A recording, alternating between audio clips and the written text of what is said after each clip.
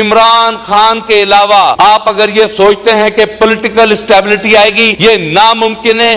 آپ لوگوں کو ہوش کے ناخن لینے ہوں گے.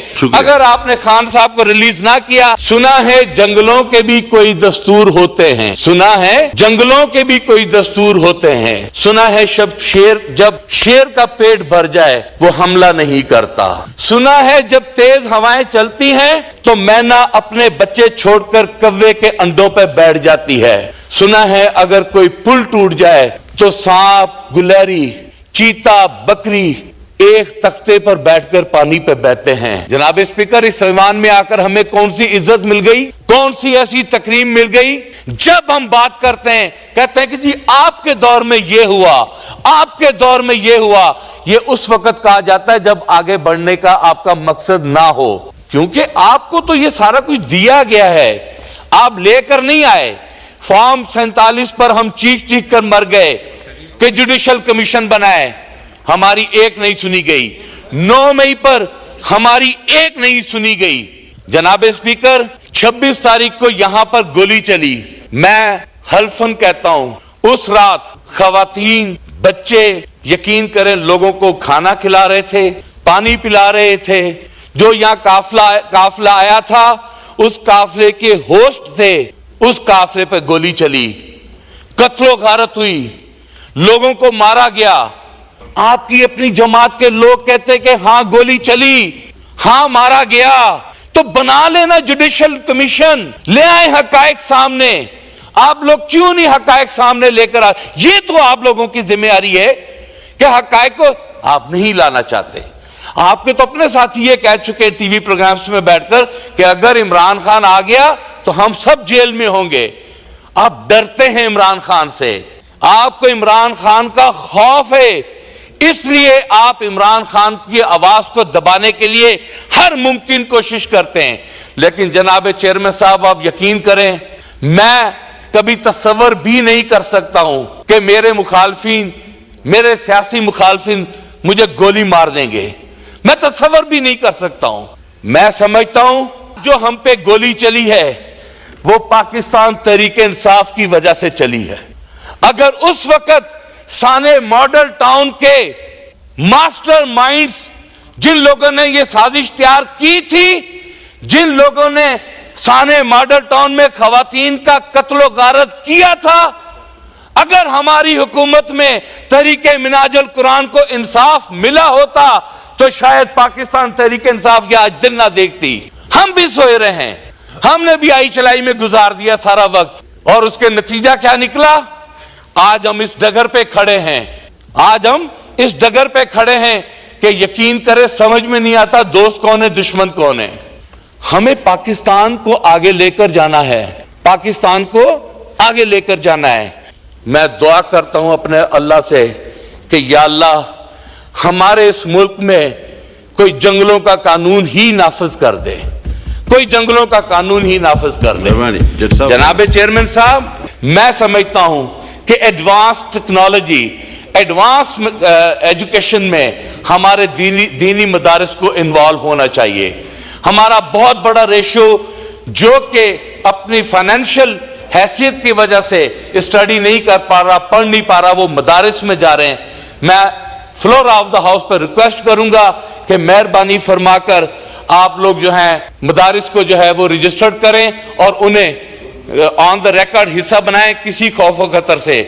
جناب چیئرمین صاحب، میں فلور آف دا ہاؤس پہ 26 تاریخ کی جو گولی چلی ہے، جو کہ state prime minister of Pakistan کے احکامات پہ یہ گولی چل سکتی ہے، میں فلور آف دا ہاؤس پہ ڈیمانڈ کرتا ہوں کہ 26 تاریخ کا آپ کو جوڈیشل کمیشن بنانا ہوگا، 9 مئی کا جوڈیشل کمیشن بنانا ہوگا، اور اس کے بعد انشاءاللہ تعالی یہ ایوان بھی آگے چلے گا، ہم بھی آگے چلیں گا، پاکستان بھی آگے چلے گا، اور ہم سب آگے کی طرف بڑھ کر اس پاکستان کا نام روشن کریں گے. عمران خان کے علاوہ آپ اگر یہ سوچتے ہیں کہ پولیٹیکل اسٹیبلٹی آئے گی، یہ ناممکن ہے.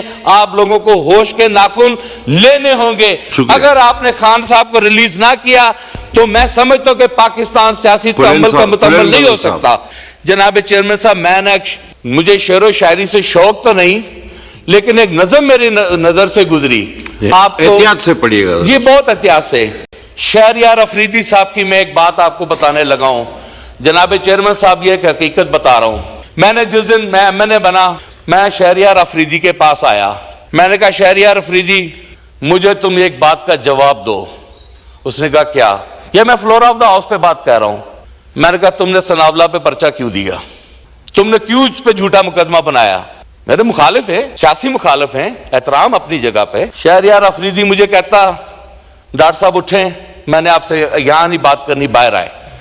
ہم دونوں اٹھے. شہریار افریدی گیا, اس نے وضو کیا اور قرآن شریف میرے سامنے رکھا, اور قرآن شریف سامنے رکھ کر ہاتھ رکھ کر کہا کہ یہ مقدمہ میں نے نہیں دیا, یہ مقدمہ میں نے نہیں دیا. اور مجھے یہ اطلاع عمران خان صاحب نے دی, اور میں نے عمران خان صاحب سے پوچھا کہ آپ کو کیسے پتا چلا؟ انہوں نے کہا جی مجھے میڈیا سورسز اور مجھے ٹیلی فون کالز آئیں کہ اس طرح ثناءاللہ کو گرفتار کر لیا گیا ہے. اس کے حقائق میرے سامنے لے کر آئے. جناب اسپیکر, NA100 کا MNA اپنے مخالف ثناءاللہ کا آج اس فلور آف دا ہاؤس پہ میں کہتا ہوں کہ یہ حقائق سامنے لے کر آئے. کون تھا جس نے ان پر FIR دی؟ کون تھا وہ جس نے ان کو جیل میں ڈالا؟ کون تھا جس نے ان کے ساتھ زیادتی کی تھی؟ یہ حقائق وہ بھی لے کر حکومت کی ذمہ داری ہے. اور میں ڈیمانڈ کر رہا ہوں, میری ڈیمانڈ اس لیے ہے کہ ہم ایک حلقے سے ہیں. میں اپنے حلقے میں ہونے کے ساتھ ساتھ یہ فرض سمجھتا ہوں کہ میں اپنے ساتھی کی آواز اٹھاؤں, اپنے مخالف کی بھی آواز اٹھاؤں. کچھ وجوہات ایسی ہیں جو کہ ہم قدم بڑھا نہیں سکتے. آج شیر افضل مروت صاحب نے جو باتیں کی, میں سمجھتا ہوں کہ جن سے یہ باتیں کرنا چاہ رہے ہیں شاید ان کے ہاتھ میں کچھ نہیں ہے, وہ بے بس ہیں, ان کے پاس کچھ نہیں ہے آپ کو دینے کے لیے. وہ صرف اس ہاؤس میں آتے ہیں, باتیں کرتے ہیں, اسپیچ کرتے ہیں, تنقید کرتے ہیں اور چلے جاتے ہیں. وہ خالی ہو چکے ہیں. یہاں پر کہا گیا کہ جی ایک کمیٹی بنائی جائے ہاؤس میں. میرا یہ سوال ہے کہ اس سے پہلے مروت صاحب ایک کمیٹی بن چکی ہے. آپ کے اطلاع کے لیے عرض ہے, آپ کہیں پیچھے جا رہے ہیں. کانسٹیٹیوشنل, جس کے خورشید احمد شاہ صاحب کو چیئرمین بنایا گیا, وہ کیوں کمیٹی بنائی گئی تھی؟ وہ اس دن اس لیے کمیٹی بنائی گئی تھی کہ اس ایوان بالا میں, جو کہ ایوان بالا میرا بھی ہے, چیئرمین صاحب آپ کا بھی ہے, اس طرف بیٹھی ہوئی بینچز کا بھی ہے, اس طرف کا بھی ہے, اس ایوان بالا میں رات کی تاریخی میں گھس کر 10 اراکین اسمبلی کو رسوا کر کے, مار پیٹ کر, گرفتار کر لے کر گئے تھے. اور اگلے دن یہاں پر اسپیکر صاحب نے خود اپنی چیئر پر بیٹھ کر کہا تھا کہ مجھے لگتا ہے کہ ایسا نہ ہو کہ مجھے کچھ سوچنا پڑ جائے. اور ہم سب نے اسپیکر صاحب سے کہا کہ آپ نے یہ بات آئندہ نہیں کرنی. بلاول بھٹو صاحب آئے, یہاں پر ایک کمیٹی کانسٹیٹیوٹ کی گئی, اور وہ کمیٹی کا مقصد تھا کہ سب سے پہلے انٹروگیٹ کیا جائے, سب سے پہلے اس بات کے حقائق کو سامنے لے کر آیا جائے کہ وہ کون لوگ تھے جو رات کی تاریخی میں اس ایوان میں گھسے, اور اس ایوان بالا سے وہ لوگ MNS کو لے کر چلے گئے. یہ شرمندگی کی بات تھی. ہم بھی نہیں چاہتے کہ چیئر شرمندہ ہو, ہم بھی نہیں چاہتے تھے کہ اسپیکر صاحب شرمندہ ہو, لیکن کمیٹی بنی تھی. کوئی ایک میٹنگ ہی اس پر بلا لیتے, کوئی ایک میٹنگ نہیں بلائی گئی جناب چیئرمین صاحب. اور الٹی وہ 26ویں آئینی ترمیم اس میں لا کر حقائق جو جس مقصد کے لیے کمیٹی بنائی تھی اس کو دفن کر کے 26ویں آئینی ترمیم جو ہے وہ ہمارے پلے ڈال دی گئی. جناب اسپیکر صاحب, اگر یہ حکومت سنجیدہ ہو بات چیت کرنے پر, تو جس دن اس ایوان میں ہم لوگوں نے حلف لیا تھا, ہم نے سب سے پہلے ایک تقاضا کیا تھا کہ جناب اسپیکر صاحب 9 مئی کے اوپر جوڈیشل کمیشن بنایا جائے. میڈیا ٹاکس میں بیٹھ کے یہ تقاضا کیا گیا تھا.